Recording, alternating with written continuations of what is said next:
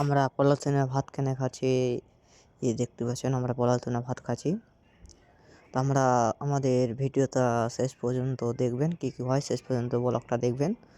তো আসসালামু আলাইকুম, আমার নাম নবিল শেখ। তো আমরা হায়দ্রাবাদে থাকি। তো সকাল সকাল 6টার দিকে উঠে আমরা কাজের জন্য চলে গিয়েছি। তো আমরা এই সাইডে কাজ করি না, দুসরা জায়গাতে কাজ করছি।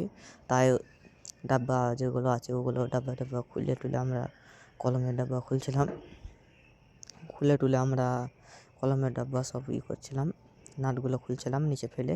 তো আমরা ফেলে টেলে একটা চা দিয়ে গেলো বাড়িওয়ালা, তাই চা খাচ্ছিলাম।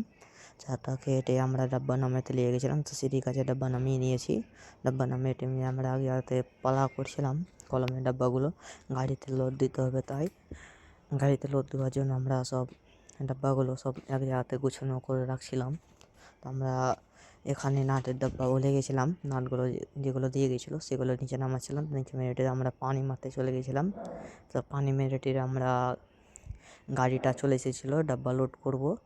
লোড করে আমরা গাড়িটাতে লোড করছিলাম। তো গাড়িটা আসার পর আমরা ডাব্বা লোড করতে লেগে গেছিলাম। তো আমরা লোড করা হয়ে গেছে, তো গাড়িটা চলে গেল ফাইনালি।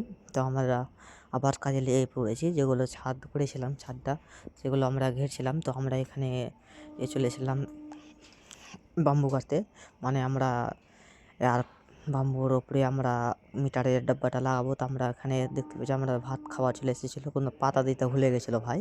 তো পাতা দেওয়া না দেওয়ারও তো কী করবো আমরা, তো তা প্লাস্টিকে ভাতটা খেয়ে নিলাম। তো আমাদের প্রবাসের জীবনে এরকমই হয় ভাই। তো আমরা এখানে গিট্টি মূলত কুড়েতে লেগে গেছি। তো আমাদের মোটামুটি কাজ শেষ হয়ে গেছিলো। তো আজকের ভিডিও এই পর্যন্ত।